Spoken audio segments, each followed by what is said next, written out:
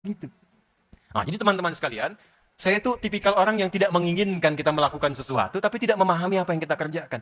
Di Islam itu tidak pernah ada nama yang hampa makna. Itu nggak ada. Semua nama ada maknanya. Salat, kenapa subuh, kenapa fajar, kenapa zuhur, kenapa asar, maghrib, isya, itu ada artinya. Ini dari takbir, gini, sampai salam, itu ada maknanya. Kenapa tangannya mengangkat begini? Kenapa kakinya itu lurus tegak menghadap kiblat sejajar dengan bahu? Itu ada artinya. Abdurrahman bin Auf jadi kebangetan kayanya, cuman paham berdiri saja. Dari berdiri dipraktekkan, jadi kaya begitu. Antum sampai salam belum kaya-kaya. Ya. Ali itu mempraktekkan bagian sujud, jadi pinternya luar biasa. Kita sujud udah banyak, udah lama, nggak selevel itu, apa yang salah? Boleh jadi kata Al-Quran, ini kata Al-Quran. Kata Al-Quran. Boleh jadi ada di antara orang sholat, belum memahami apa yang dikerjakan dan dibacakan dalam sholatnya. Itu poinnya.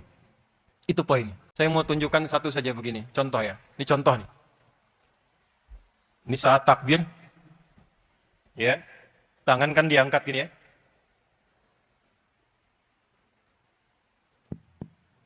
Oke. Hadisnya di Al-Bukhari nomor hadis 757. Hadis Muslim nomor hadis 397. Rawinya sahabat Abu Hurairah radhiyallahu taala anhu, Abdurrahman bin Sakhar. Pelakunya namanya Khalad bin Rafi Az-Zuraiqi.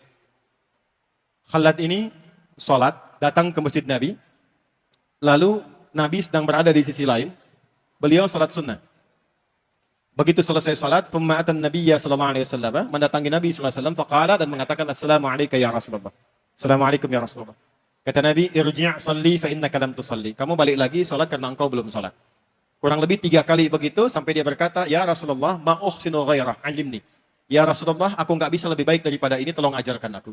Maka diajarkan dari mulai wudu, idza qumta ila shalah fa asbighul wudu, dari mulai wudu sampai salam. Saya persingkat satu saja untuk menunjukkan betapa pentingnya bagian gerakan sholat. Lihat sini. Jadi begitu diangkat, hadwa mankibaihi, ini riwayat pertama di Al-Bukhari, ke sini. Riwayat An-Nasai di sini, yang dekat daun telinga. Jadi ada 2 cara, di sini, ya, di sini. Tapi apa maksudnya ini? Ini ada artinya. Kalau Anda ingin khusyuk dalam sholat, ini ada kitabnya ya, bukan ilmu takatik, ada kitabnya, ada sanadnya.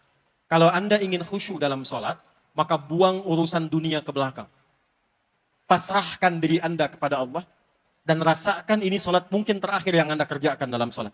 Itu yang dimaksud Al-Baqarah ayat ke-46. Alladzina yadhunnuna annahum mulaqu rabbihim wa annahum ilaihi raji'un.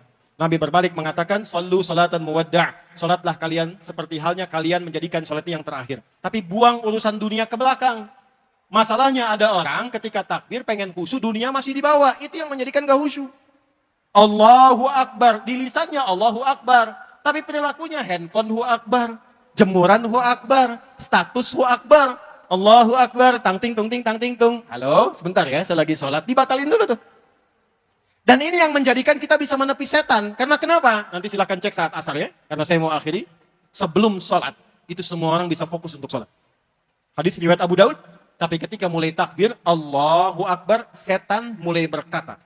Setan ada 9 jenis setan. Setan penggoda orang sholat. Namanya khanzab. Kalau dia ada di masjid. Yang pertama digoda. DKM masjid. Betul, hati-hati. Nanti lain waktu kita bahas. Sebab kalau DKM-nya itu berselisih. Jamaah malas ke masjid. Ya, malas ke masjid. Dia datang menggoda, setelah kemudian tangan diangkat, fayaqulu syaitanu, maka setan berkata, ingat ini, ingat itu, ya, sampai nanti ada orang yang sholat tidak sadar berapa rakaat sedang menunaikan sholatnya.